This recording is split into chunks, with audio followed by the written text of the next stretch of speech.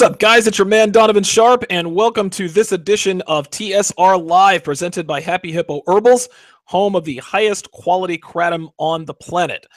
Today is a special episode. What we are doing is we're doing my very first live Hangouts call-in show. And so I've encouraged people, for those of you guys listening, send me your email to the Sharpe Reality at gmail.com. That's the Sharpe Reality at gmail.com. Or you can just put it there in the chat, put your email there in the chat if you guys want to come on with us and shoot the shit with us. Anything you guys want to talk about, girls, game, finances, fitness, etc. Doesn't matter. You guys can, the floor is yours. We'll certainly give you advice, give you pointers, or if you just want to talk shit about women, whatever the case may be. Listen, I also said in the promo video, if you are a simp, a feminist, if you're an angry, fat black woman, and you've got a bone to pick with your boy, listen, man, I don't mind yelling at y'all bitches. So, come one, come all. I'm not afraid to shut anybody down.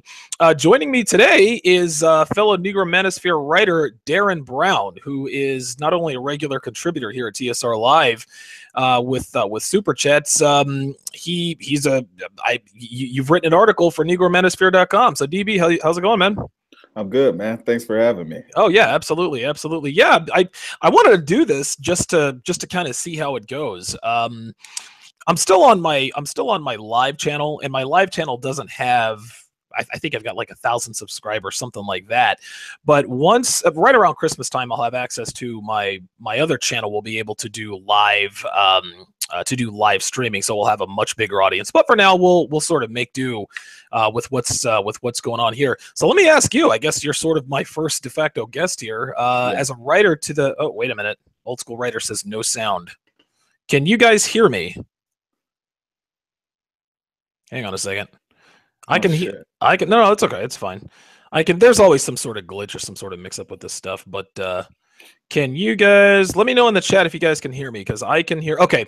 Old School Writer gave us a scare. He says good. Now I guess he had to. Yeah, Darron actually had a little bit of a sound issue. But you have to change your settings and everything like that. But yeah, DB. So you listen, man. You wrote an excellent piece on NegroManosphere.com, and you really, you broke it down, Red Pill 101 style. And what I like to say is that if a girl doesn't use definitive answers with you, the answer is always going to be no. If a girl wants to give you your phone number, if a girl wants to meet up, she'll say, yes, I will meet up with you at XYZ, or yes, I'd like to, or yes, please call me, please text me. But if you say, hey, look, I'm going to XYZ bar at 7 o'clock, come with me. She'll be like, yeah, sure, I'll come. If nothing else comes up, there it is. There's that qualification. And then right then and there, red pill aware men know that that's probably going to be a flake. So obviously, you know what you're talking about. You know your shit. How did you find the red pill? Like, what was it? Was it a confluence of events? Was it heartbreak? Was it sexual frustration? How do you know? Let's just say it's heartbreak, man. I wasn't even familiar with the term red pill until about May, but I've been studying this stuff for about the last 4 years, and I was seeing a woman long term for about 3 years, but it wasn't the woman I wanted to be with ultimately. And I was dating other women on the side, and I met another girl at the gym, some Asian chick, bad body, man. And I approached her. She told me she was talking to somebody, and I said, hey, if it doesn't work out, let me know. Well, she did let me know. So we hung out. Awesome. The vibe was real good, man. And then the second date we had, she actually came over to my place, when we did our thing or whatnot. It was gravy. So I was super excited. And that's when you make mistakes. When you're excited, you can't think straight. So I sent her. Are you familiar with who Jodeci is? Oh my God. Hell yeah. Hell yeah. Oh my God. Hell yeah. KC, look, KC and his ugly ass. Listen, that nigga could sing, but that nigga was ugly as fuck. Ugly as a motherfucker. But yeah, I'm very familiar with Jodeci for sure. Okay, man. So I sent her I Want to Freak You by Jodeci, right? Woo! All right, that's what's up. I'm in Utah, keep in mind. So a lot of people don't really know about that in Utah, right? So I sent it to her. I didn't get no text back for like 3 hours. Now this is when you have to focus. You can't be concerned when she's gonna text you back. She could text you back 5 minutes, an hour later, 5 hours later, the next day. You have to remain calm. I didn't remain calm. So I started texting her, oh, I'm sorry, I didn't mean to offend you, I didn't mean it, etc. And then she told me, it's fine. Don't worry about it, man. But I still felt like I had to do something. I really I should just chill the fuck out, man. Sure, I should just let it be. Because she started off more excited about the relationship than I did. But all that punk shit and sending bitch ass text messages, it turned her off. Every time, and bro. Eventually I never saw her again. And then I was talking to my boy about it, and then he laughed and he was like, damn, man, that don't sound like you. You know what I'm saying? And I was like, well, the shit happened. So I had to do my homework, do some research, stumbled across Doc Love, stumbled across Corey Wayne. Okay. And there was a book I read called The Way of the Superior Man by David Data. Okay. And I actually read that book years ago, but I wasn't ready for the information I got in the book. I knew it was a good book, but I wasn't ready for it. So I had to go back, read that book, read all this, and I just had to test. I had to date a lot more than I wanted to date just so I can get the experience and then get my radar up, build my sensory acuity so I can understand how this woman is moving. Because a woman that's attracted to you, she'll make it easy for you to see her, Right. Absolutely. Oh, absolutely. Exactly. Yeah. The obstacles don't get in the way if a girl really likes you. Exactly, man. And then especially in the article I wrote, dating games that women play. And I think a lot of men get stuck on the phone. They don't know what to do once they get that phone number. Right. They overthink, what should I text her? Or should I wait? Should I wait 3 days before I call her? Bullshit like that, dude. Fuck that. Exactly. If I get a bitch's phone number, I'm texting you in like 12 seconds. Yo, I'm the good-looking motherfucker that just got your phone number. What time am I picking you up tonight? Exactly, man. And some girls, they so excited about you, man. They'll give you their phone number. They'll let you know their schedule every day of the week. They'll let you know what hours they're free. They'll add you on Facebook, Snapchat, because they're letting you know they're open and available to you. And that's the key word, open. You have to invest time in women that are open to receiving your attention. A lot of guys, they don't do that, and they invite themselves to get abused in a relationship, potentially. Listen, you make a few very good points. Number one, you said the I word, which is investment. The more a woman invests in the way of time, money, and what have you, the more she likes you. Just like you said, if a woman really wants to see you, she will make time for you, and she will let you know, hey, from 5 to 6 I do this, from 7 to 8 I do this, but anytime after 10 o'clock, I am all yours. Or I've got something to do here, but I think I can put that off until tomorrow if you want to go out. A woman who invests time and information and effort is a woman who absolutely likes you. If a woman is just texting you, that doesn't take any investment. That takes 6 seconds of, that's 6 seconds of attention that she gave you and the 13 other niggas in her phone. Like, that's nothing.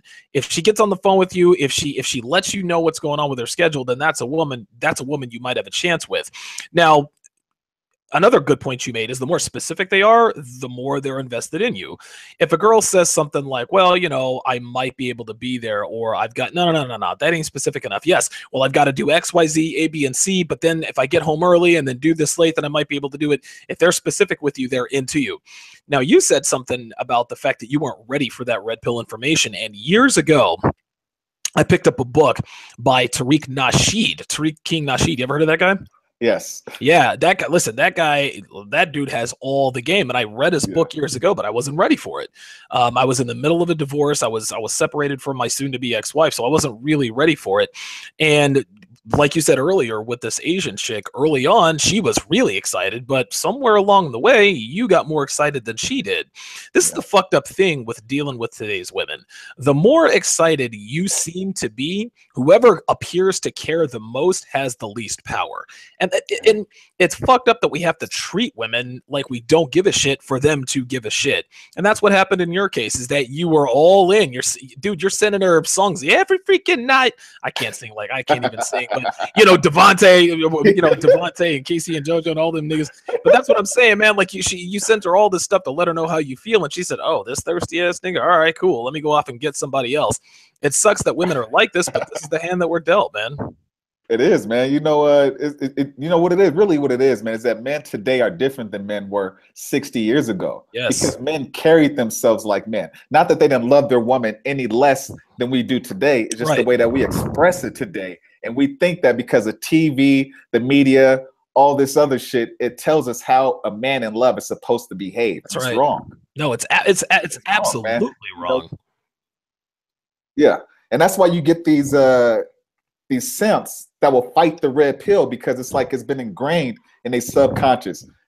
This is what you're supposed to do when you love. I'm doing things the right way. And it's hard to fight yourself. It's hard to fight your current belief system, man. So we just have an improper belief system in today's world. Yeah, a lot of simps out here, and shout out to Charles Gilmore for the $5 super chat.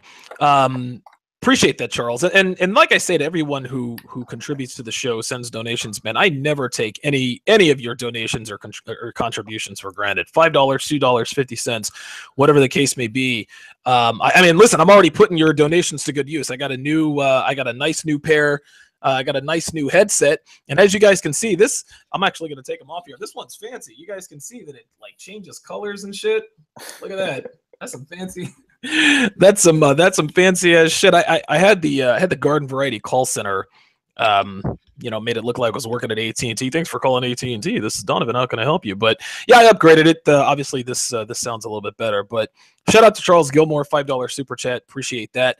But yeah, a lot of guys are. When we talk about the red pill or the brother pill, as we say in the Negro manosphere, the problem is that they don't want to accept the truth because they come from the women that we talk about. We talk about black women ain't shit. We talk about how women ain't shit. Single mothers are the worst ever. And men say to themselves, well, wait a minute, I was raised by a single mother and my single mother did an okay job with me. That's what people are supposed to think. Nobody ever thinks that, oh, I'm a fucked up person. But part of taking the red pill is accepting the truth, the whole truth, and nothing but the truth. And yeah, I've got my shit together, but there are a lot of things about Donovan Sharpe that are fucked up. This is just how it is. Does this make me a bad person? I don't know. Maybe, maybe not. But I know that regardless of what I think of myself or what I'm trying to convince myself of what I am or what I'm not, I can acknowledge truths about myself. Well, the same thing goes with women. As soon as you can compartmentalize familial ties from the truth, then you can start to move on. Listen, just because you can acknowledge the fact that single mothers are slutty and they're bad investments for men, doesn't mean that you don't love your mother. Okay, like you can talk shit about these hoes running around out here. Well, guess what? That's just how it is, man. You have to understand. You have to understand that the truth is the truth. Yeah, man. Another problem that men really have, I don't know if it's ingrained in our genome or what, but men have a urge to save women. That's right. We have this urge to save women, and for some reason, men, we put a woman's needs before our own needs. That's right. But that's exactly when you do that, you never get respect. You think that if I work hard and I keep doing this, that eventually they'll see I'm this great person. But no, man, you have to carry yourself. That's right. Value yourself as a great person. And then people will see that and they'll want to be a part of what you got going on. It took me, it's hard to fight yourself. So while I was reading this information and I was dating and having these experiences, I would still make mistakes. But I had those references. Sure. In the books that I read and the things, the information I learned, I had the reference to say, okay, maybe I can try this. And I think that a lot of men, once they learn that by putting yourself and your needs first, right, you'll get the relationship you want. You'll get the job you want, the life you want, the love you ultimately want. I think that's just one of the big things that guys are dealing with right now. No, I completely agree. And just real quick, Infamous Jesse just tried to call the show. I don't know how he pulled that off. But if you want to, Infamous Jesse, if you want to get on the show, you got to send me an email or put it in the chat. And what I will do, put your email address, put your Google email address in the chat. Guys, listen, whoever's listening, we've got 39 people watching right now. If you guys want to get in on the conversation, okay, we're going to bring on one person at a time. If you want to get in on the conversation, if you have a question to ask us, if you're looking for guidance, if you guys just want to shoot the shit, whatever the case may be, put your email address in the chat. I will then send you a Google Hangouts link, and you will be on the air with your boy Donovan Sharpe and Darron Brown. So yeah, D Dula just asked, how do we call in? Yeah, just put your Google email address in the chat. I'll go ahead and send it to you, and you guys will. I'll bring you on here. And listen, if you're a troll, if you're a hater, listen, we want to hear from you too. It's been a while, and you guys all know that I have an anger problem. I have a temper problem. I do anger management every other week. And you know, I'm looking for an outlet. I'm looking for someone to yell at. I'm looking for somebody to call names. And since I can't get into fights anymore, since that's bad for me legal wise, I'll beat you up on the air. Shout out to Eric P with the $10 super chat. Appreciate that. He says, "What up, D? Just wanted to take a moment to thank you for writing the new ebook. Lots of great content in the ebook. Thanks a lot." The ebook that he is talking about is called Black Man's Revenge, the guide on how to date white women and other non-black women. You guys definitely need to check that out. Absolutely go to negromanosphere.com, go to the contact section, put in your name, put in your email address, and say requesting the new ebook, Black Man's Revenge, or just BMR, and O'Shea Duke Jackson will absolutely send you the he'll absolutely send you the ebook. It is absolutely free. We've got another caller on the air here. Milosh, I think that's how you pronounce your name, correct? Is that Milosh? Hello, Milosh. Are you with us? Donovan. Okay. Okay, yeah, I can see him. I see him here in the chat. I see him here in the hangout, but I can't hear him. All right, let me mute him. Okay, can you hear me? Yeah, I can hear you. I just can't hear him, Milosh. I assume that he's okay. Well, if Milosh wants to talk, Milosh, I'm going to eject you. Go ahead and come back in. Use that same link, and hopefully you get your problems. You get the audio problems. There's always some sort of something with Google Hangouts. Aunt James just said. Aunt James literally just said he's talking about the ebook. That he was the how to stop simping in 24 hours. Did you get a chance to check that out? Myself? Yeah. Hey, I stopped at the testosterone replacement because I'm still in school. So I had to I'm going to finish that book eventually. And then O'Shea actually sent me the Black Man's the Revenge one, the most recent one. O'Shea sent it to me. Right? I'm not sure if you're aware, but one of my ads is actually in your ebook. Have you read the ebook? Listen, I wrote it, but I haven't seen it. Like I haven't. I need to check that out, man.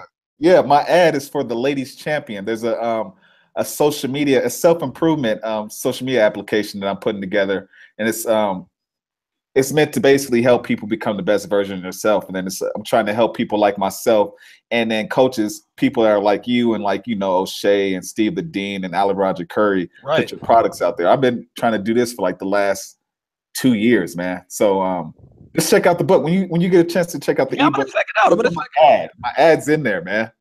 Listen, you are quite good on the air. Like you are good. So I think you and I need to make this a regular thing, man. We need to double team these niggas and let them know what's going on. Yeah, shout out to Jamaican Peppa. Says get the likes up. Great show as usual. Yeah, man. Listen. Just to do a quick reset on the show, gentlemen. You are listening to the TSR Live with Donovan Sharpe. I of course am your man Donovan Sharpe. I've got Darron Brown, who is who's an author over at negromanosphere.com. He wrote an excellent article over there. I'm gonna pull, my computer's running a little bit slow, but I read it one time and he knows his shit. But I appreciate I definitely appreciate the $10 super chat, Jamaican Peppa. He says it's a good book. It's a good ebook, Donovan. Great read. Yeah. And let's just, I guess let's talk a little bit about the new ebook. I've actually got it up right here. Let me see here. So Darron Brown, I had no idea that your ads were in there. That is cool as shit, man. I'll tell you what, like scroll. Say what? You can see it. You can see it now. Well, I'm looking for it now. I'm scrolling down here. Let me see what I got. I'll tell you what, man. The guy that O'Shea uses for these ebooks, he is spectacular. Yeah, he's awesome. He really is. Okay. All right, Nell. I've got to discover how to pick up and approach hot Vegas girls. Austin Robinson Dating presents the Vegas experience. Very nice. Very nice. All right, let me go back up here and see, because I know there was an ad in. I know there were a couple of ads in here. There's the man mindset.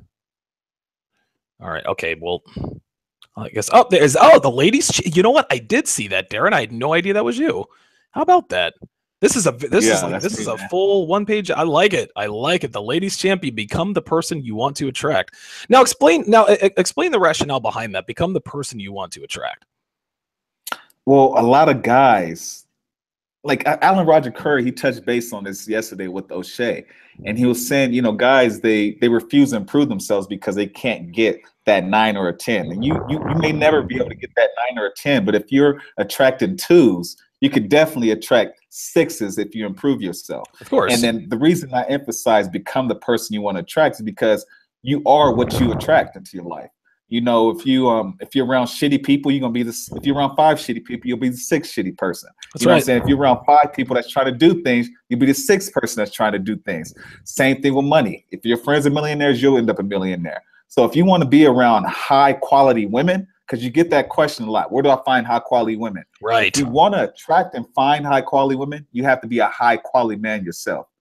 So if you're not finding that, that tells you something about yourself. And you need to go in a gym, work on yourself, read the right books and watch podcasts like this.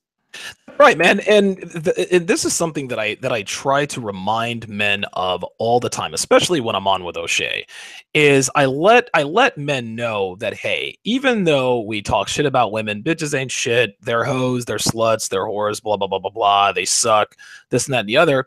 Guess what? We're half the problem. Women would not be in the deplorable state that they are in if not for men. Feminism wouldn't have any legs if men didn't get behind it. So we need to own up to our end of the responsibility in terms of how poorly women come up these days. By the same token, men also have to understand that just because you have a cock and balls doesn't endear you to shit. You don't deserve shit in this life. You gotta fucking earn it. If you want good looking girls, guess what? You need to hit the gym. You need to learn game. You need to stack your fucking paper. You can't just be born a man and just think that you deserve all the pussy in the world because you were a man, any more than a woman who is born with a fucking vagina deserves all the dick she wants. If you want, just like you said, I couldn't have put it any better myself. If you want quality women, you gotta be a quality male. You can't be eating Cheetos every day, living in your mom's basement, fucking 300 pounds, fucking your blow-up doll and playing video games 18 hours a day, and then expect good-looking women to just fall at your feet because you deserve them. You got to go get it. Exactly, man. Another thing that Alan Roger Curry, he emphasizes on is like, you can only be influenced by a manipulator if you are a manipulator. That's right. For me personally, I've always had really loving women, but I always had a hunger to get more. I had women I could have been with to this day. Sure. I could end up being a long-term companion, but I always wanted to level up because in my mind, I felt like I needed a supermodel. I needed the best looking woman on the world. Right. And then affected my relationships, man. A lot of guys, they stop being themselves to try to attract those types of women. When you attract those types of women, you bring in their bullshit too. So you bring in when you're flashing money in front of them, you're dressing a certain way, you're talking a certain way, you're changing yourself, you're trying to manipulate them to get something. Women, you'll attract women that are like that, and they'll walk into your life and they'll manipulate you. Hey, you guys are playing. Yeah, you guys are playing the game back and forth. Like you guys aren't in it for each other. You're in it for yourselves, and before you know it, it turns into a competition. Exactly. And then you'll become a part of MGTOW and talk about how women ain't shit. And then talk shit about dudes like us. Oh, these guys live for pussy. How dare you like to fuck good-looking women? You guys are fuck that. Get the fuck out of here. You got to practice loving yourself and accepting yourself for who you are. Just like you said recently, you may be a bad person, you may be a good person, but you're okay with who you are, and you got to get to the point where you're just okay, with the way you look and the way your life is, So. That's exactly right. You also brought up a very good point when you talked about hot girl supermodels. Listen, man, I lived in Vegas for over 7 years, and I have fucked and dated a shitload of tens. And listen, I did 2 episodes. I did 2. One was called 5 Universal Facts About Perfect Tens, and then I did 13 the downsides of dating 9s and 10s. And about the only thing good. And don't get me wrong, I'm not going to be the guy that's going to tell you, hey, don't go after good looking girls, guys. You have a cock and balls. Your cock and balls wants the good looking women. That's how it is. But you have to understand that if you actually manage to snag one of these extremely good-looking women, they come with a whole they come with a whole other set of rules and bullshit. One thing I talked about is that they are extraordinarily spoiled. They want everything right now, the way they want it, how they want it, because they're used to getting this stuff all the time. You also have to worry. You also have to have rock solid ironclad frame. I'm telling you, if a 9 or a 10 smells any trace amounts of scent behavior in you, she will walk all over you. That's just the tip of the iceberg. Not to say that you shouldn't go after good-looking girls, but by the same token, you have to understand that where a woman is on the scale comes with different circumstances. My main chick is probably a 7. Okay, she's a good-looking woman. She's got a nice ass. She has huge tits. Her tits look younger than she does, but she's not a 10. But guess what? She looks good when she needs to. You guys know, if you guys follow me on Instagram, the bitch can cook her fucking ass off. She takes good care of me. She's deferent. She's loyal. She's feminine. She's the whole package. Now, if she were a 10, it would probably be a different story. I probably wouldn't be with her if she were a 10. You just have to understand that these kinds of women come with different circumstances. You make a very good point there. Yeah, but and another thing about these 9s and 10s, women that are very beautiful, they don't work on other areas of themselves, man. I've dated 2 10s in the last year, and I thought it'd be like this spectacular relationship, the sex would be amazing, but it sucked, man. It sucked. They didn't have shit to talk about, and then they were just rude, man. There weren't levels to them. So you just said your girlfriend's a 7, but honestly, the 8s, those 7s, those are the best women, man. Bruh, I'm telling you, you can build with them. You can build with those types of women. Listen, it's funny. I don't know if you're a sports guy or not, and Charles Merchant just nailed it on the head. Hot chicks love drugs. Every 10 that I fucked with in Vegas was fucking with cocaine or heroin, or it was always something. A lot of those girls are hoes, man. I had my high school reunion. Man, I had my high school reunion a year ago, and this girl, I went to this yes, I am into sports, and I actually played football for the University of Utah, so I got recruited to this really fancy high school, and the girls, they're like millionaires' daughters, and they own property in like France and other places and shit. So anyways, this girl, she was seeing this other guy because he fit the image that her family wanted her to be with, right? But then at the same time, she asked me at the reunion, like, so you fuck white bitches? I'll fly out to Utah to see you. You know what I'm saying? A lot of these like rich, spoiled ass women, they're hoes, man. They have no rules, no morals, man. So, be mindful of that. Well, the reason I brought up the sports angle, and I think D. Dula is about to join us here live hangout, so I'm going to go ahead and D. Dula, if you're listening, I'm sending you the live hangout right now. Milos, I'm going to send you. Milos, put your email address in the chat, and I'll send you a hangout here in a minute. D. Dula, I've actually just sent you a hangout link, so you can jump in here. You're next in line. You can definitely jump in. Yeah, the reason I was talking about the sports angle is I always talk about Michael Vick when I talk about this stuff. Michael Vick, we all know about him. He's probably the most electrifying college football player we've ever seen. I think Tim Tebow's probably in that mold, maybe Adrian Peterson, but dude, we all remember the Michael Vick revolution. He hit the NFL and he kicked ass for his first few years. But here's the thing. No matter what Michael Vick did, no matter what situation he was in, he always managed to, what he did is he always reverted back to being a running quarterback. And the problem with that is that eventually you have to learn to read defenses. Well, he never learned to read defenses, then the dogfighting thing and all that, and the rest is history. But I said that to say this. Hot girls are useless because they don't have to be useful. Their looks are more than enough to get them by. Their looks are more than enough to get them anything they want from any man. So when you get with a 9 or a 10, you can't expect her to be this philosopher extraordinaire. You can't expect her to have any depth. You can't expect her to have these profound thoughts. You can't expect her to think on different levels. Her job in life is to be hot, and that is all she knows how to do, and it's gotten her this far in life, and there's no need for her to cultivate any other skills, because at this point in her life, being hot is all she's really needed to do. Hey, Donovan, let me ask you a question.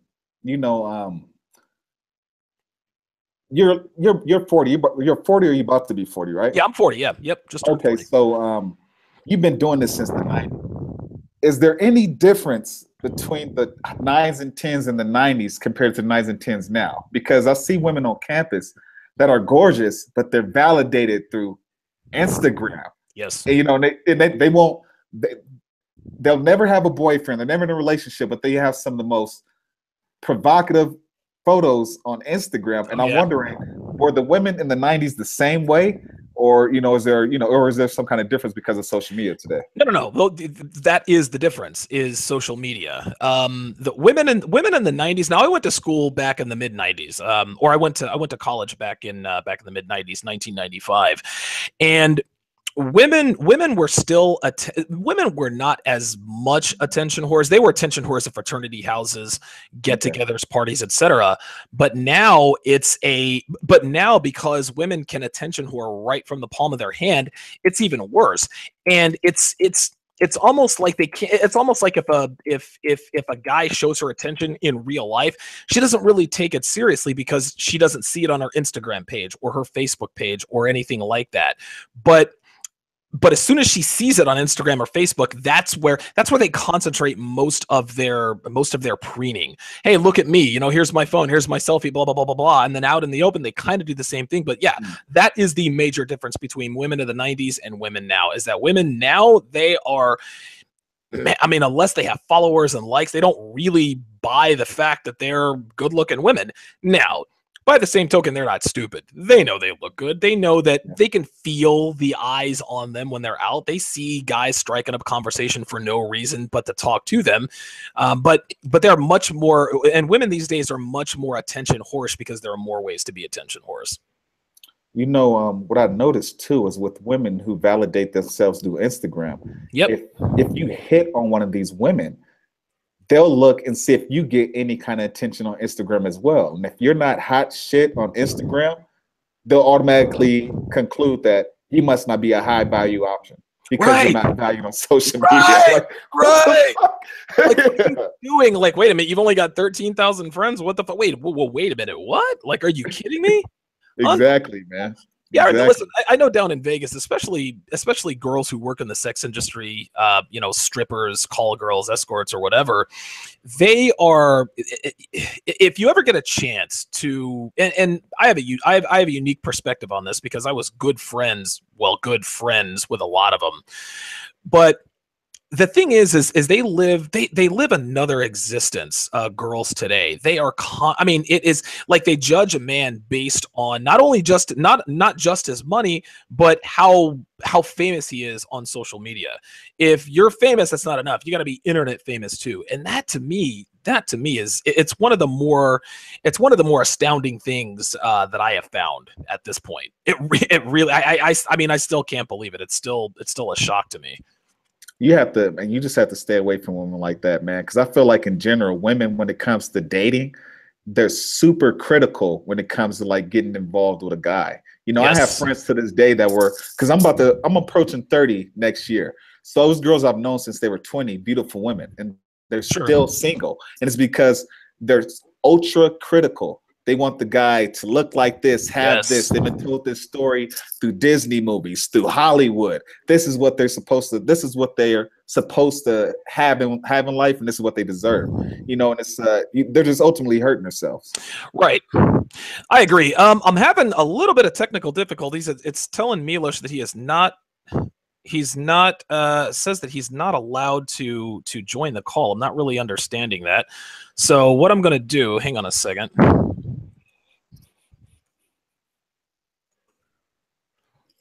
He may have to use another account. That's what I had to do. Really? Yeah, so I might have to do with the account, huh? Yeah. I'm using my business account right now. Oh, there we are. So D Dula just joined us. Okay, so D Dula is on with us here. Is that how we pronounce that, double D? Uh-oh, wait a minute. Can't hear you. Come and set his Google settings. Hey, yeah. Hey, go to your, yeah. Oh, I can kind of hear you. Yeah, turn up your volume a little bit. Can you hear me now? We sure can. Oh, okay. All right, D Dula, good to see you, man. Good to finally put a name with the face. How's it going? Absolutely, guys. I definitely enjoy your show, and it is definitely a pleasure to meet you finally. Oh yeah.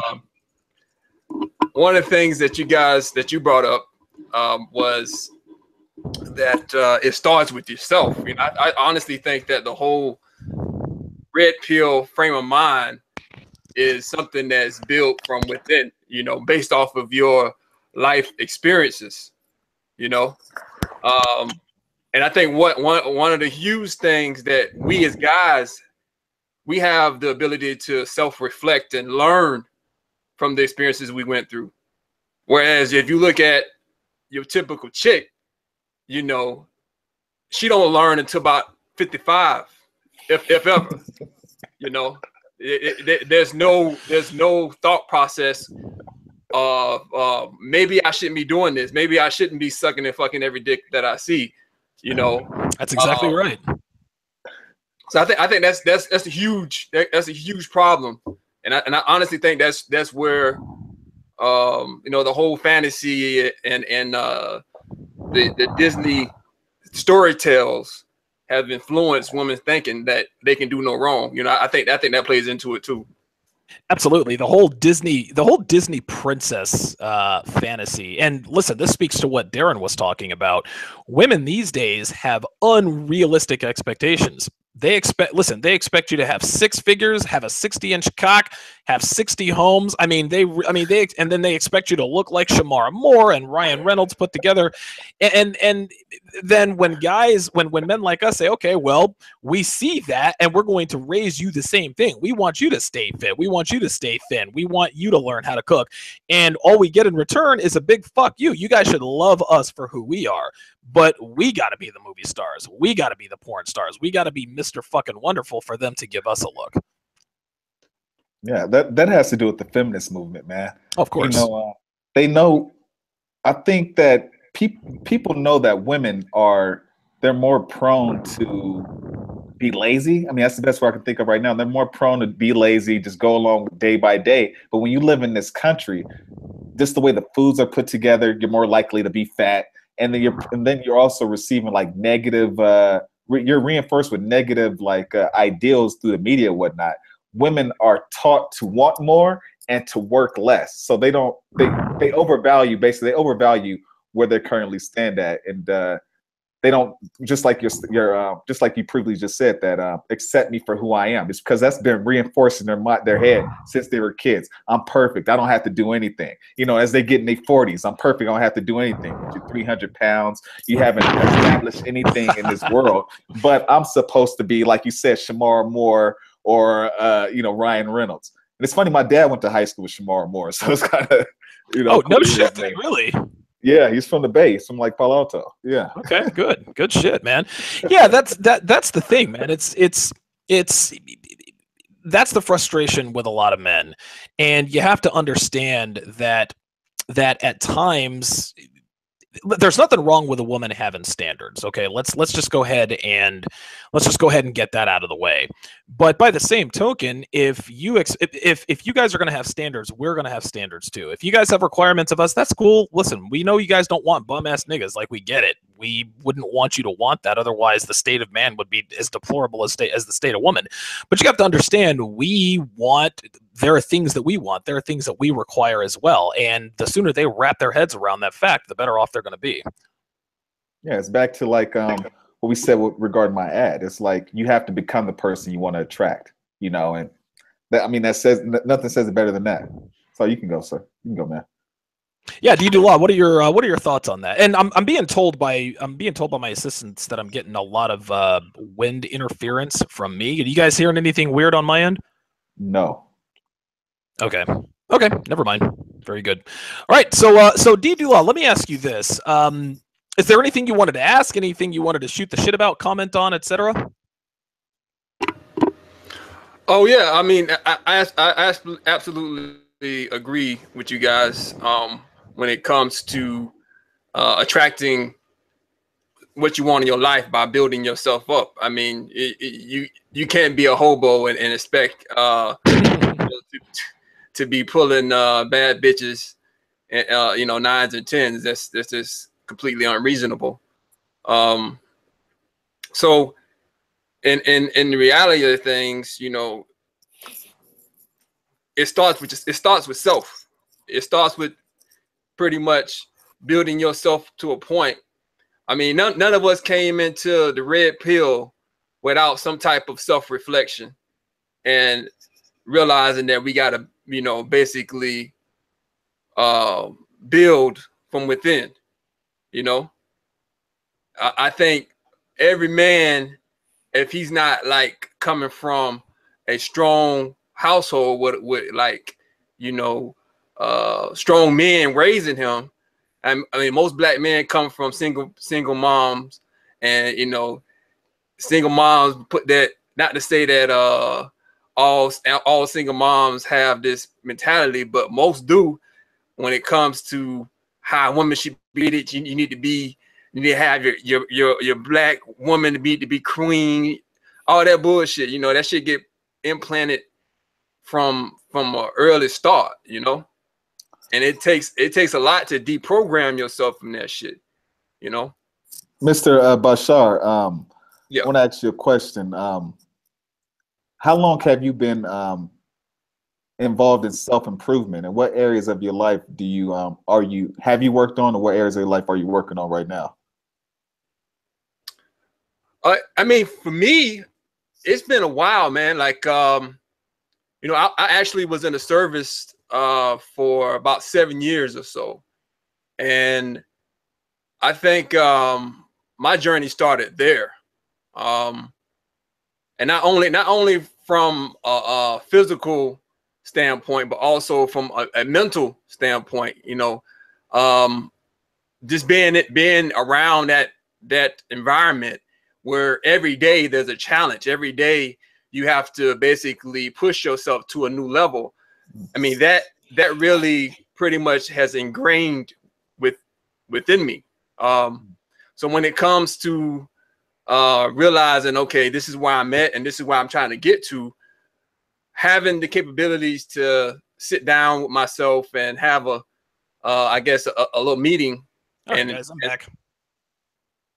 And plan out step by step what I need to do to get there. You know, I think being in the service really,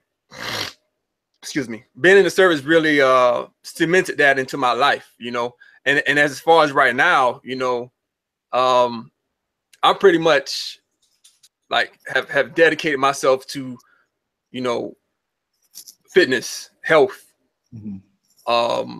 mental growth. Also, from a career standpoint, I'm in the technology field. I'm Awesome. a network engineer. So from a career standpoint, you know, I'm constantly improving myself from a certification standpoint. You know, obtaining new certifications and studying new technologies and stand on the cutting edge. You know, from a financial standpoint, you know, I currently study you know, e-commerce and options. How do markets work? You know, from a spiritual standpoint, you know, I'm steady reading different books on spirituality. You know, so I think it's a multifaceted thing. You know, just to grow on a daily basis. Yeah, I mean, I would agree. I would certainly agree with that, and I hope that I sound a little bit better. But yeah, I mean, you have to, you know, self-improvement is something that you have to do on a daily basis. You can never really, you can't allow yourself to become complacent, because if you do, then you stagnate. And if you stagnate, then you're not necessarily going to be, how can I put this? You're never going to reach your potential if you're ever complacent. And you don't want to be the guy who reaches a level of success and says, no, I need more, I need more. No, enjoy the fruits of your labor, but by the same token, you cannot allow yourself to stagnate either. That's just kind of how that goes. Dula, I appreciate you being on with us. Definitely keep listening. I definitely appreciate the input, my friend. Thank you. Thank you. Thanks for the invite. I can't wait to the next show. Appreciate it. Absolutely. Thank you. All right. So that was D. Dula. He is a regular listener, regular viewer. He definitely He definitely brought a lot of knowledge there. Let me ask you something, Darren. Let's take a hard left turn here and talk about. Now, you talked about unrealistic expectations. Let's talk about the unrealistic expectations of Black women. Now, you live in Utah, and there aren't too many Black people that I know of in Utah. And Milos, I see that you're on here with us, but I'm going to get Darren's thoughts on this before I bring you in here. What are your thoughts on Black women in terms of their overall likability, fuckability? Yeah, this is a good one, man, because honestly, I've been around a lot of white girls, man. You know, I grew up in a predominantly Black area, and I was around Black people for the first 14 years of my life. The first white girl I saw at my age, I was 14. So I've been around white girls for about the last 16 years. But let me say, man, the unrealistic expectations of Black women. Let me answer that by, talk about my own unrealistic expectations. Okay. I wanted to, like I said, in my previous relationships, I had awesome women. They weren't supermodels, but they were awesome. They cooked for me. They were always there for me, but I still felt like I needed a supermodel. I needed something more, because when I had something more, my life would be better. It wasn't. Those 10s, those 9s, bougie ass bitches. So I didn't get I didn't get the answers I wanted with that. You know what I'm saying? And I think that the thing with Black women is that the media, even whether it comes from white media or Black media, they don't push Black women to be the best version of themselves. Because Black women can be fat and be still seen as a supermodel. You could be extra thick, super uncontrollably thick, and be in a hip hop video. Unbelievable, man. So Black women, their standards are different from the standards of a white woman. So when a Black woman, she feels like all she needs is a weave, some tattoos, and a fat ass, that's good enough. Man, I wish a bitch. Man, I'm gonna tell you what. I wish a bitch would come at me with some bullshit like that. And it's funny, man. Like O'Shea, this is funny. O'Shea invited me to a group. It's called Fountain of Legends or some shit like that. It's basically where these, and now don't get me wrong, not all the Black women that post pictures there are ugly, but they are far from attractive, and they characterize themselves as thick girls winning and all this other kind of bullshit. And you see nigga after nigga talking about, hey boo, wifey material, and I'm like, oh my God, what is happening? I don't know why it makes me think to myself, you guys have to, and I'm not trying to be, I know it's funny, and I'm not trying to be comical here, but when you see women who look like this getting the attention that they're getting, you have to think about the men. Where do you live? Like, don't you see other brands, other breeds of good looking women? You can't possibly think that thing is attractive to the point.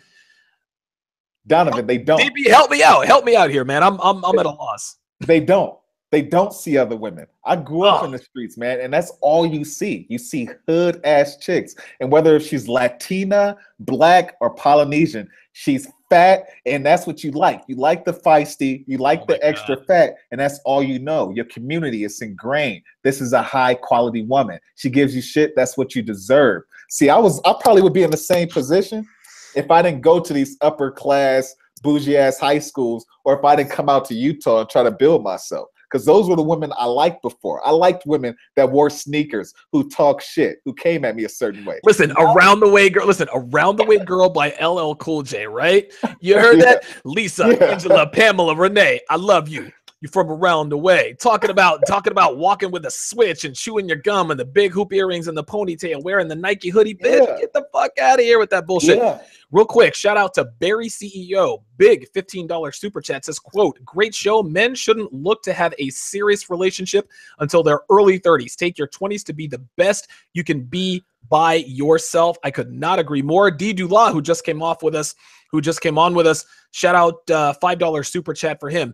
Let me get your first. Let me bring on our other guest here, Milos. Let me unmute him quickly. All right, muted. All right, Milos. Go ahead and unmute yourself, my friend, and go ahead and come on with us. Milos, are you there? Can you guys hear me? Yeah, I can hear you. I can hear. Am I pronouncing your name correctly, Milos, or is it Milos? Yes, yes, yes. It's sh. It's pronounced sh when it has like above s. that Excellent. little thing above s. Now obviously I'm picking up a heavy accent. You have a foreign name. Where are you from, Milos? Where are you calling from? I'm from Serbia. That's located in Eastern Europe. Okay. Many people confuse it with Siberia, Okay. which is in Russia, but no, this is Europe. It's closer to Greece than to Okay, Russia. very good. Yeah, Serbia, if I'm not mistaken, that's the home of Novak Djokovic. Am I wrong? Yes, you're right. Yeah, excellent. Yeah, Novak Djokovic, he's one of the best tennis players in the world. For those of you who aren't a sports nerd like us, so what brings you in here today, Milos? What's going on with you? Yeah, I have to tell you, your show is amazing. I mean, you have a lot of practical knowledge, and what I find about the manosphere, I'm regular on the Red Pill subreddit, and there are more and more theoretical submissions and comments. And one thing about that I like about your show is that you're a very practical man, and you give a lot of practical advice, and that's really what stands out. Anyway, what I wanted to say, I'm following you since January. I found out about your show with when you had your first podcast with I Am. Ah, yes, yeah, man. I got to get on with him. All right. Yeah, and I checked out your channel and I listened from the first episode to the last, and it's really amazing, and that's what kept me around. Good, and good. Yeah, well, it's November. Yeah, you've listened to every episode since January now, and now it's November. Let me ask you, Milos, what brought you to the Red Pill? Why did you find the Red Pill subreddit? Yeah, that happened by accident in February 2016, and that was 4 years after my biggest heartbreak, which happened. Yeah, which happened in my freshman year, and since then, I was depressed, and I really couldn't figure out really what happened, and it was a case of a branch swing. So okay, yep. That's right. Yeah. Obviously, what Milos is talking about is branch swinging. And for those of you not familiar with branch swinging, girls like to branch swing from man to man. So if they're dating a guy and they feel like they want to break up with him, they'll go and start dating someone else to make sure that he is firmly in her grip before telling the other guy, hey, it's time to go. Now, Milos, a lot of people here in the States seem to have this idea that girls in Europe, in your area, are the greatest girls in the world. They're the highest quality girls. They're awesome, and this is where we should all go. Is that true or false? What say you about the quality of women in a place like Serbia? Well, the quality, from what I hear about the women in the United States, I've never been to the United States, but yeah, I listened to your podcast, and quality is higher, definitely. But okay. There's a difference. I listened to a show with Kyle Trouble.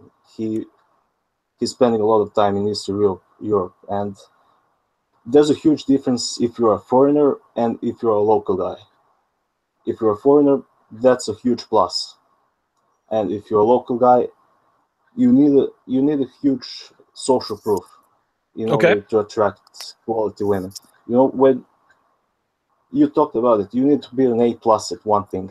Well, when you're a foreigner, that's an A+ by itself. So you're exotic. Oh wow.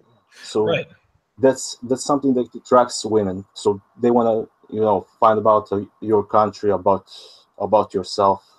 And when you're a local guy, you really need to stick out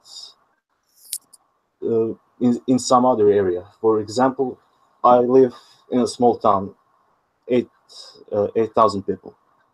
Whoa, that is small. Here, yeah, it's very small. Then there's a huge difference between women in big cities like 1 million and above and small towns. In small towns, there are no casual relationships, one-night stands. So girls are interested in long-term relationships. And big cities, yes, you can find one-night stands, casual relationships, etc. So if you want a long-term relationship, you need to be in a small town. If you live in a big city and you bring in a girl from a small town, she's gonna turn into a hoe.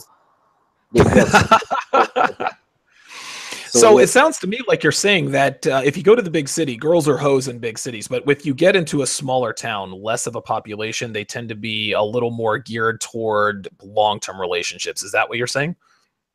Yes, and the primary reason for that is there's a lot of gossiping in Eastern Europe. So same here in the States, man. Wow. Yeah. Especially in small towns. So if a girl sleeps with a guy, then the next day the entire town will know about it. Oh, wow. So that's push for commitment before sex. You also make a very good point, Milos, in that the exotic factor.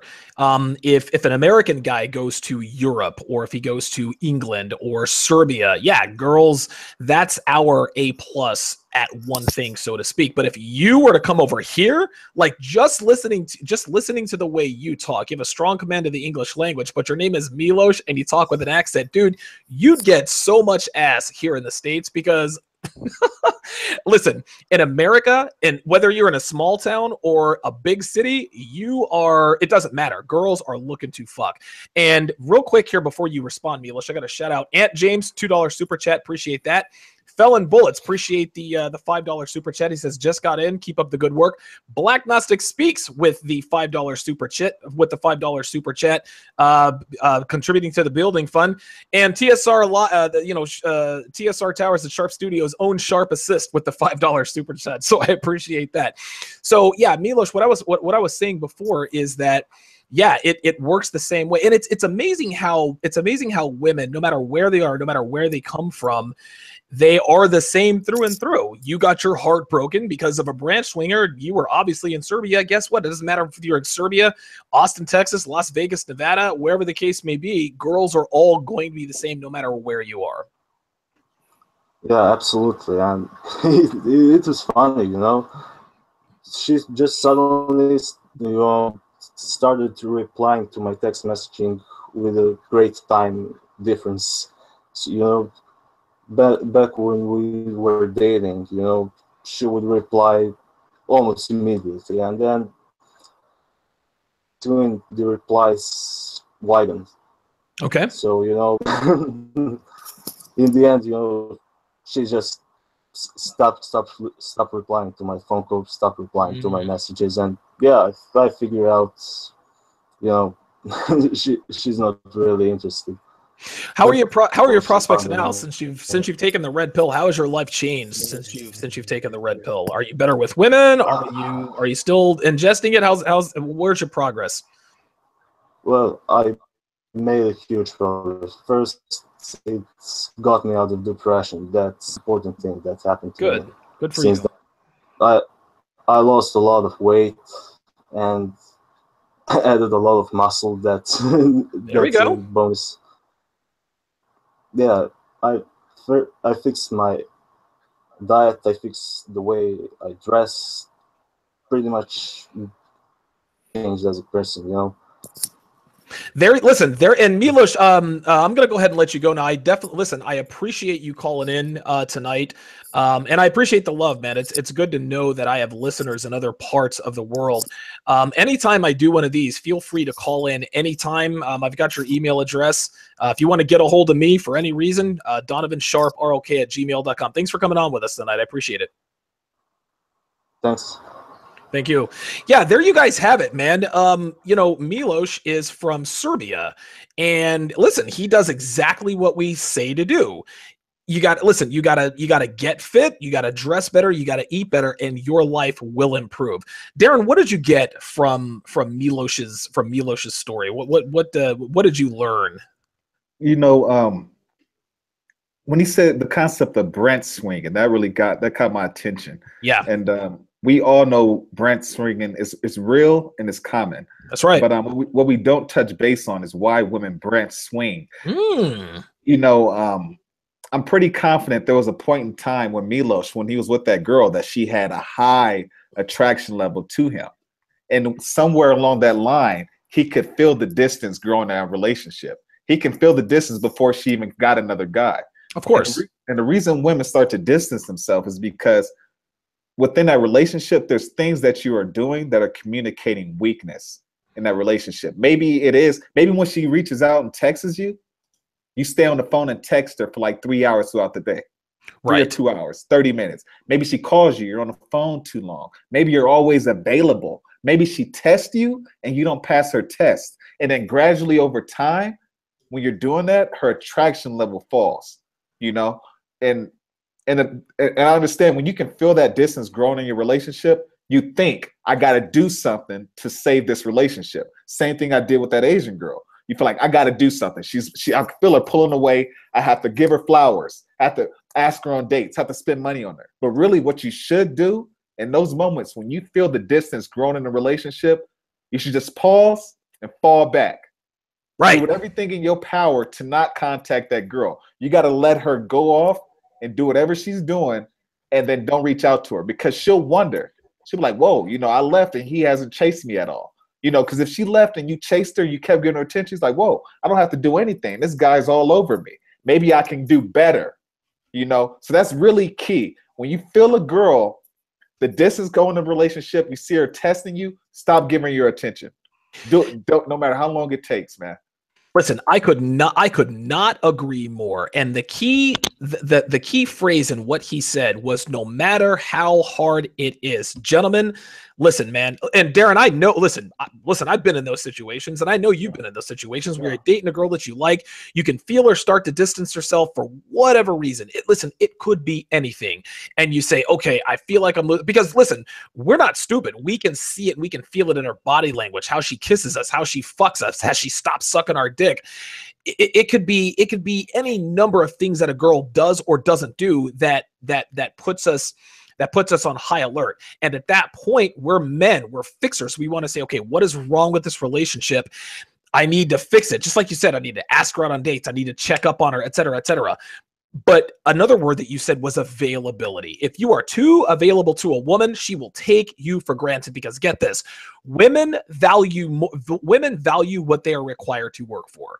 Even if you are in a relationship with your woman, never, ever, ever stop making her work for your time and attention. Because if you are like Darron and myself, texting every day, how are you doing? Going over to a place, being too available. It's supply and demand with women. Women are notoriously emotional and irrational creatures, except for when it comes to men. In a lot of cases, they're extremely calculating. They're extremely rational. So, and it's on a subconscious thing. So don't get it twisted. I'm not sitting here saying that women are these profound, intelligent creatures, but it is the law of supply and demand. The more that something is available to them, the less they will value it. So if you're around your girl all the time, up her ass, calling, texting, she's not going to value her time as much with you. She's not going to be looking for you. So if you sense that she is starting to pull away, just like Darron said, it's not going to be easy. I'm not going to sit here and say that, just fall back. No. It is not easy to do this, but guys, I'm telling you right now, just because it's easier said than done doesn't mean that it doesn't still have to be done. Fall back. If you have to let a few hours go by before you text her, if you have to let a night go by before you call her, you have to let it go by, because I can promise you, if she still likes you, she's thinking the same thing you are. But if you are the first to reach out each and every time, if you don't make her work for your attention, the relationship's going to blow up, because every time she looks at her phone, there's more attention and more attention and more attention. And subconsciously, she's thinking to herself, okay, I'm getting all of this attention, all of this affection, and I'm not doing shit. And eventually they will move on to someone. Eventually they will move on to a man that requires her to work for his attention and his time. Yeah, exactly. To defeat that issue, there's two things that you can do, but there's really one that's the best. One of the things that you can do is be dating 3 girls at one time. You have to date more than just that girl, because your time will be spread out, and then you won't be texting just that one girl. So she'll think, wow, what's going on? Why doesn't he want to spend time with me? What is he doing? That will raise her attraction level. That's right. The best way to do that is to have a purpose. And I know a lot of guys, you think, I don't know what I want to do in my life. I'm confused. I'm in school. Do something. Play an instrument. work on your body. You meet people, do things you're excited about. You see what Donovan is doing right now, these podcasts. He's excited about doing these things. When you have a purpose, you have a mission, it communicates value, just as having multiple women communicates value. And that's just how we evolved as a species.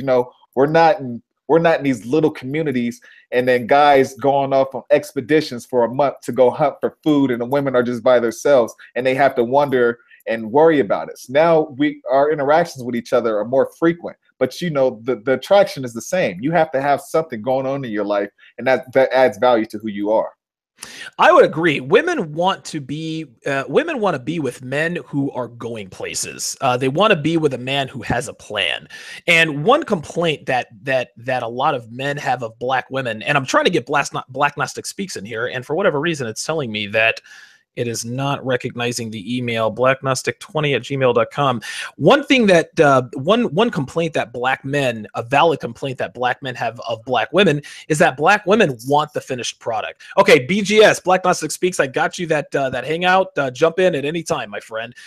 They want the finished product. They want a man to be complete. Black women, for the most part, don't seem to be interested in helping a man build.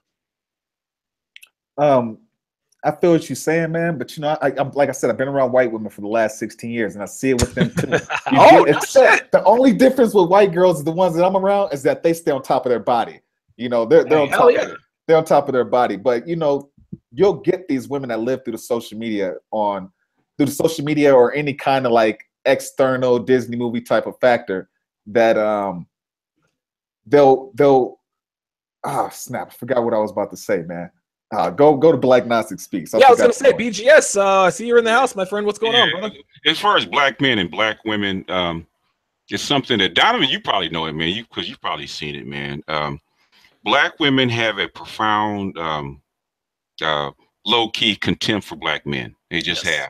And that's part of the problem. Even, I think Ron Wills just did a post on the Negro Manosphere blog that black women do have that, and the easiest way to get it, like he said, the easiest way to get the attention of black women is actually date or be around a white woman, because black women see white women as higher value. So if a white woman sees value in you, automatically that gives you a higher status, because because she's the standard, and she's the standard that black women measure themselves by. So just by you being with a white woman, that's how come they get mad, is because they think that you've sold out to a higher value female.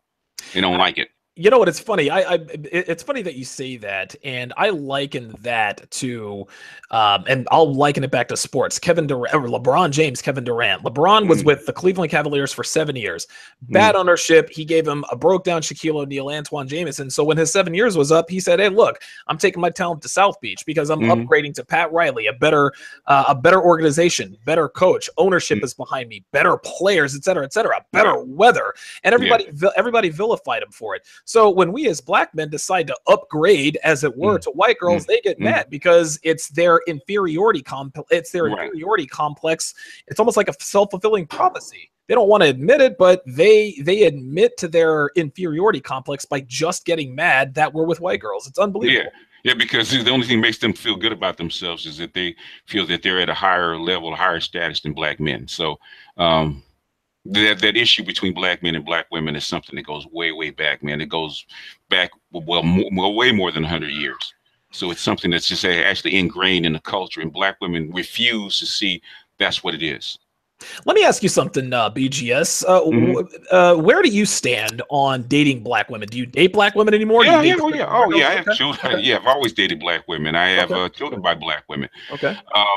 But I could tell by my mother, my sisters, my girlfriends, or something. It's something I always have to fight against. And like you say, with black women, you really have to keep a very, very strong frame if you're going to deal with black women.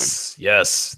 Oh my God. Very strong frame, because they constantly test you, and their friends test you, and and sometimes even your daughter tests you. I've gotten to the point where the females around me don't test me anymore.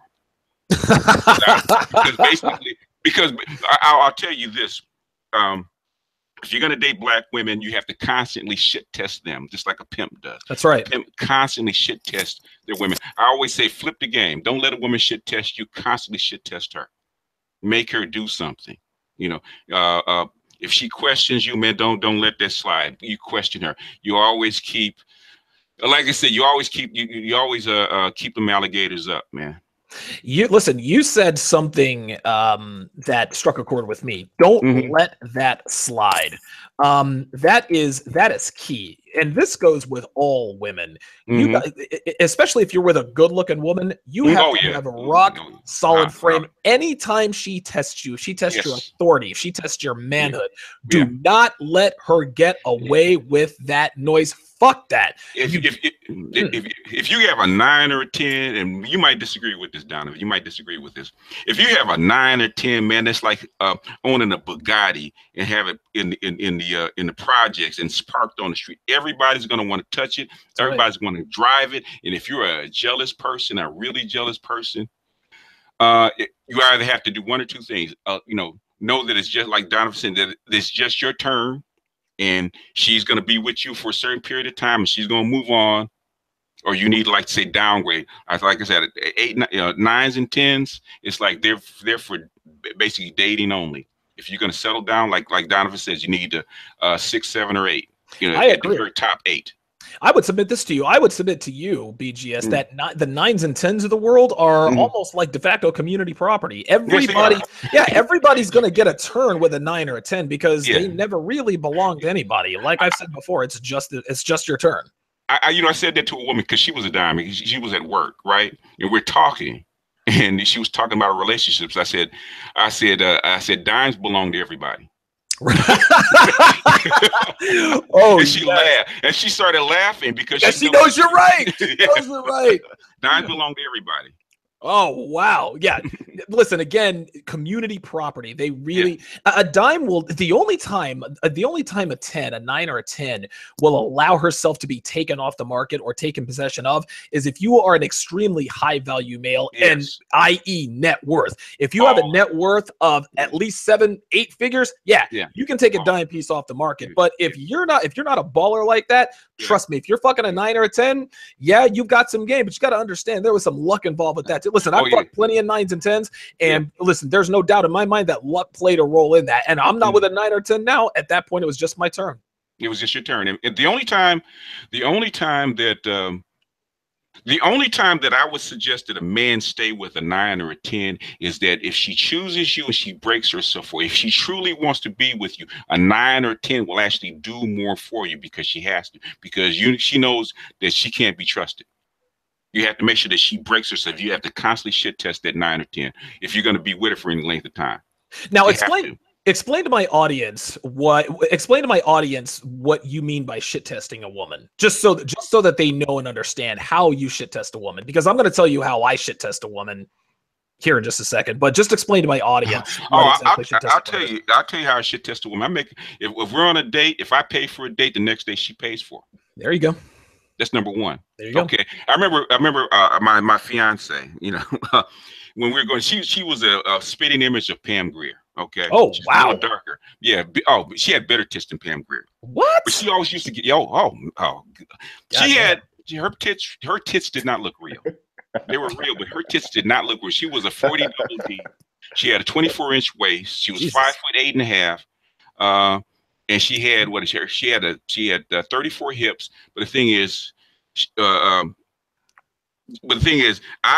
we went on a date, and she used to slide me the money under the table, like I said, to pay for lunch or pay for dinner, right? So no, take the check, take the money, and go pay the bill. So you make her pay her way. That's how you shit test women. I make her pay her way. In other words, you have to treat a 9 or a 10 just like you treat every other woman. That's exactly right. Go ahead. Yeah, the way I shit test, at least the women that I decide to make my company, is I give them tasks to do. I give them chores to do. My main chick, while I was grooming her, I used to make her, and she bought all sorts of slutty lingerie and slutty heels. I used to make her do 3 to 4 videos every night.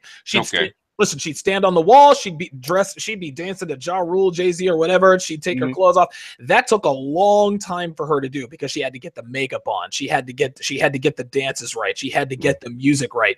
You have to keep your woman busy, because if your woman and your woman has to want to be busy. What that does, gentlemen, is that forces her to invest in you. If a girl doesn't want to be busy, she's not going to be busy. Any other bitch, if I say, hey, look, I'm going to send you an assignment. You're going to wear this heels. You're going to wear your hair this way. You're going to do this and that. You're going to do this, that, and the third. She's going to look at it and say, nigga, I'm not doing that shit. That's a woman that doesn't want to be taken. But a woman who wants to be taken, a woman who wants to be taken possession of, she will allow herself to make that investment in you. But you have to be the facilitator of that investment. Okay. Yeah. I remember I was listening to Rosebud. He was, Rosebud's an ex-pimp, right? I was listening to Rosebud, and he said if he got a call from a woman that wanted to be with him or wanted to be part of his stable, and she was all the way across the country, he said, I'm not sending you a bus ticket or airplane ticket. I'll see you when you get flying here. Over here. That's right. Yeah. In other words, if you want to be with me, you'll figure it out. In other words, you have to break yourself. You'll figure it out. If you want to be with me. Yeah, listen, my main chick, my girlfriend now, I can't get into too much detail, but she took me, she went on vacation to Hawaii and she took me with her. She said to me, and I'll never ever forget this. I think it was either through text message or a phone call. She says, hey, do you want to go to Hawaii? And I said, well, if you're paying, I'm playing. And guess what? We both went to Hawaii. I got pictures of it all over Facebook. We had a great time. Just like you said, you can break a woman. You have to break a woman with red pill and brother pill awareness, but she has to break herself. A woman who will not break herself cannot be broken by you. It's not going to happen. Not problem. And it's true, but you can break them. The thing is, if you don't want to constantly be proving yourself to that chick, man, she has to want to be with you, and you have to test her to the point where she wants to be with you. She has to break herself.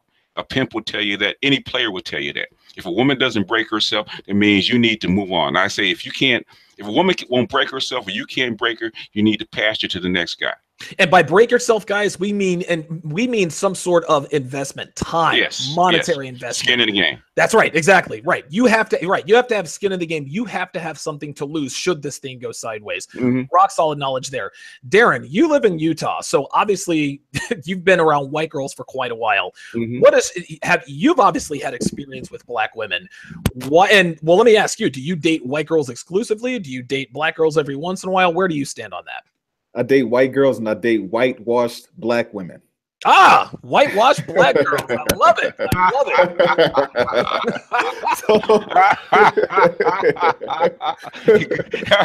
I didn't know they still existed, man. You ought to give Kirsten Carrigan a call, man, because she doesn't know how to teach black women how to do it, man. It's funny, man. I watched y'all little battles y'all have on y'all. I'm talking to BGS. I watched the battles that you have with that girl on YouTube. It's hilarious. That girl doesn't know what the hell she's talking about, but I still listen because it's so stupid, man. Who is this? Y'all talking about Crystalline or no? I think you're talking about a classic Ruby, right? It was some girl that she was getting into it with that show Insecure about how women don't want the God, I forgot the terms that you use. But do you know what I'm talking about? I know about the show Insecure, but I don't know who you're talking about.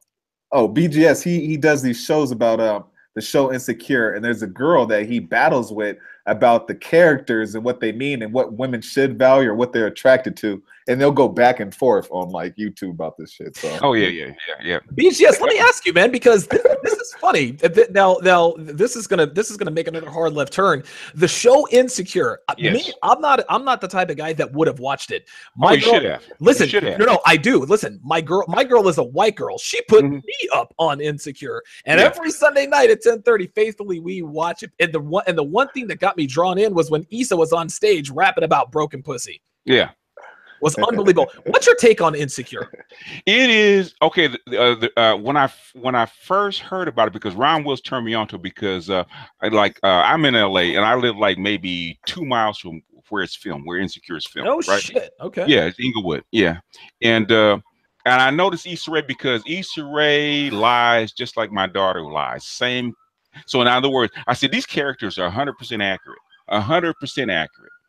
You know, so I said, damn, I said, a black woman on TV telling the truth about black women. I said, I got to check this out. I got to check this out because everything that they have done is accurate, man. Even to Issa having her sleeping around with her alpha, even though she has a living boyfriend. Yes. The same accurate. I said, this is so damn accurate. I said, I have to do character sketches on Insecure because it's too damn accurate. Listen, I'm going to tell you something, man. The most red pill moment for me in that entire series is when I think they're at, and I forget the light-skinned, blonde-haired black chick who was getting married. I think they were at her engagement party or something. Oh, yeah. And it was her, Issa, Molly, and the fat girl who's a fucking freak. They were all standing around. And they were talking about blowjobs. Yeah. And so Issa and her friends are talking all this shit about, oh, I'm not going to go down this and that and the other. Yeah. And listen, I'm going to call her the light-skinned white girl because she's whitewashed. Yeah. She put those bitches up on game. She says, look, man, y'all got to go downtown. Don't be scared of the dick. Okay. Yeah. And so they all talk to shit. Well, girl, you this and that. She says, "Oh yeah, well, I'm the only one. I'm the only one with the ring. You're goddamn right." And so Issa called herself trying to go downtown on your boy Daniel. So what did Daniel do? He busted a nut right in her face. She fucking freaked out and got up and left. I said, "There you go. That's the problem." Yes, the problem. Yeah. That's the problem. I'm telling you, man. The problem. Listen, dude, I could do shows on Insecure all day long. Oh yeah, because like I said, because she, even though Daniel was her alpha, she still had a low-key disrespect for Daniel. Right. Throughout the whole show. That's right. Listen, the conference. Remember when Daniel showed up to the party? He showed up to the. I think it was a fundraiser. Yeah. She was doing a fundraiser, and she cussed him out. She's like, "Nigga, what the fuck are you doing here? Like, I fucked you one time, and this and that and the other." And he was like, "Whoa, so I'm just another nigga to you?" Like that's how it was. Yep, that's that low-level disdain, disrespect that black women have for black men, and she had that same shit for Lawrence. Yes, she did. Until he found his balls and left, because she. Well, in fact, you did the show on why the difference between men cheating and women cheating. Now people say there's the double standard. I would say there's two standards. There's two standards. Men have a different standard. Because if a man cheats and a woman doesn't take him back, he understands. Okay, I cheated, I fucked up, so she has a right not to see me again. So if she accepts me back, that's a different story. But a man says, my standard is you cheat once, that's it, because you'll do it again. That's right. That's exactly right. And women have no respect for the men who take them back after they cheat. And it's the classic case of a woman. Oh, I cheated. I want you back so badly. This and that and the other. No, a woman doesn't really want him to take her back. She is hoping against all hope that he grabs his fucking Y chromosome and grabs his balls and says, "Bitch, you're a slut. You cheated on me. You got to fucking go." So so in her mind, she can justify the fact that maybe he was a man at once in his life. I can tell you this, Donovan. I've been caught cheating a few times, and guess what? When a woman took me back, I didn't have any respect for her either. That's what I'm saying.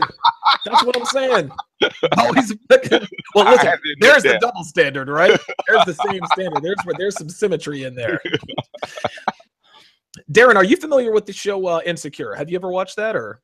I have watched that show, but I didn't watch it as deeply as Ron Wills or BGS until I started watching their the reviews that they had of the episodes. Then I started applying what was going on in the show to the red pill, and I mean everything that BGS said is right, man. You know, you can definitely see the archetypes with the how do you call it? 92 octane. 92 octane. In fact, I just had a copyright strike on Aisha Faines because she's a 92 octane doing the exact same. I called her the Molly, and hey Donovan, she not only took the video down, but she also gave me a copyright strike, man. I said, okay, that was a hit dog, man.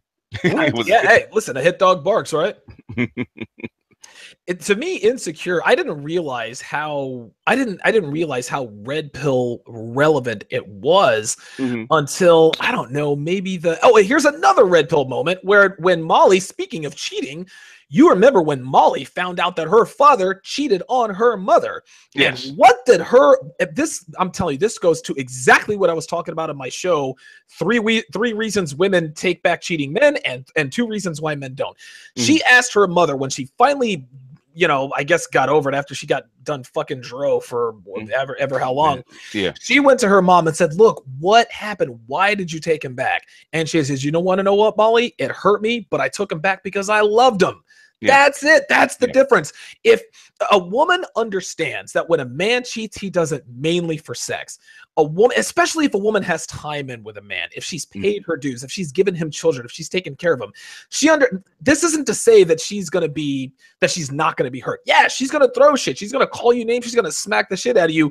But at the end of the day, when her head hits that pillow, she knows, okay, it was just about sex. Just because he fucked this over here doesn't mean he loves her. It takes them a while to get over it, but eventually they get over it. And that's where Insecure nails it on the mark, man. Yeah. When a woman cheats on you, it's almost like a sign of disrespect. It is a sign of disrespect, and it's over. If a man can cheat, a man can be in love with a woman and cheat on her with impunity, and he'll still love her. A woman who cheats on a man doesn't love him anymore. It is over with. It's over. It's over. Yep. Absolutely. Anything to add, DB? You know, what I wanted to add is also, you see on the show with Molly, she's sleeping with that guy that's married. And, yeah, and I see that a lot with because, you know, when you're in a college campus, you get a lot of career-oriented women.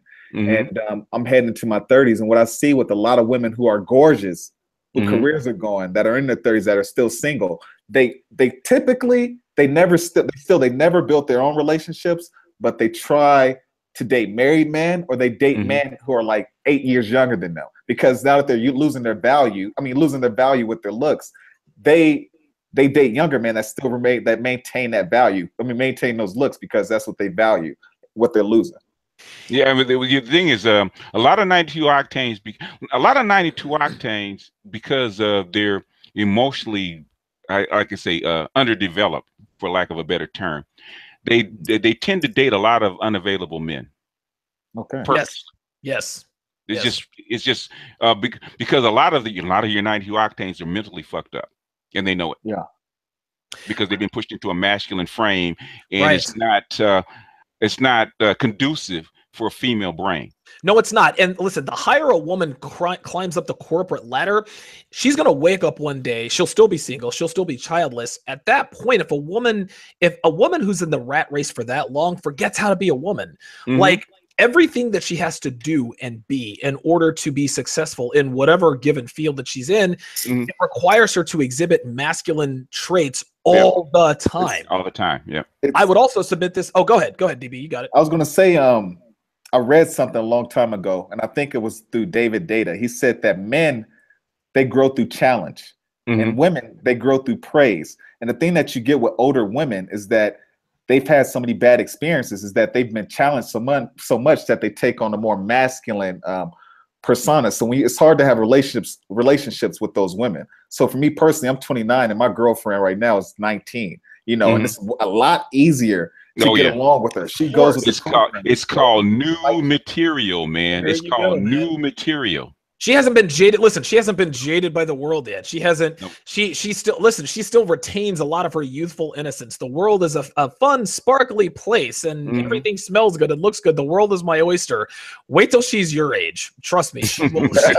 She will not have that same youthful exuberance about her.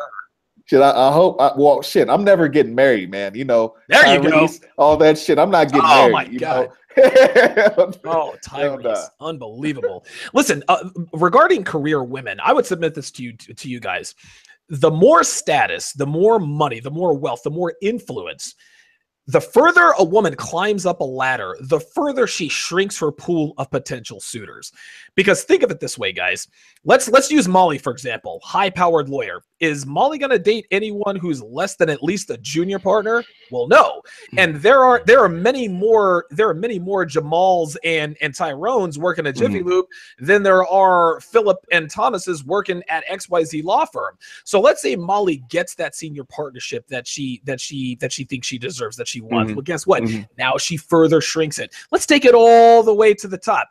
female CEOs like Sheryl Sand, well, she's a wannabe CEO, but if you are a female CEO, female executive, you are not going to settle for anyone less than your current status. Women don't want to date down. They don't want to marry down. They don't want to fuck down. They want to fuck up. They want to marry up. And the further they go up the ladder, the further they shrink their pool of potential suitors. Because their girlfriends, their girlfriends and their peers, their female peers are going to look down on them. Okay, if they don't date somebody at their level or higher, their peers are going to look down on them, and they value what their peers say. Go ahead. And just because of nature too, women, they value status, man. As a woman climbs up on that ladder, yes, her options get smaller, but as a man climbs, his options get bigger. Right. So this is exactly why the CEO is fucking the secretary. That dynamic works perfectly because he's high and she's low. Continue, DB.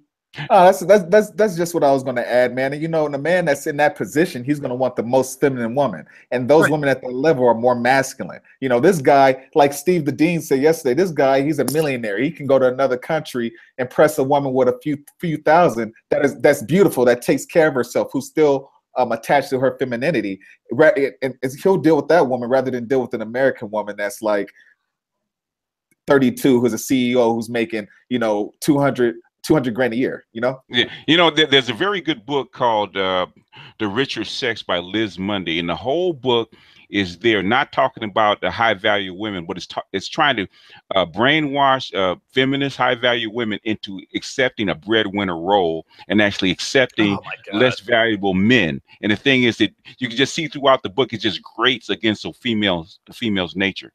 This great against a fan. Yeah. Listen, this is exactly why this is why career women are fucking miserable. Feminism quite literally teaches them how to go against what is in their hard drive. That's the problem. Donovan, thanks for having me, and I'm gonna stay on, but my battery is getting low, man. I didn't expect to keep it this long. No, that's cool. When it dies, it dies. All right. No, I'm good, man. I'm actually about to wrap this up. Quick shout out here to Cerulean Gray. Hey, $5 for a $5 super chat. Black Classic Speaks. I listen. Thanks for coming on, man. I've spoken to you one other time, and that was a year ago on Obsidian. I gotta come on your show, Darron Brown. I appreciate the love, man. You definitely know your shit. Shout out to Barry CEO with another $2 super chat, guys. Thanks for coming in. And this is TSR Live signing off. Peace. All right, peace.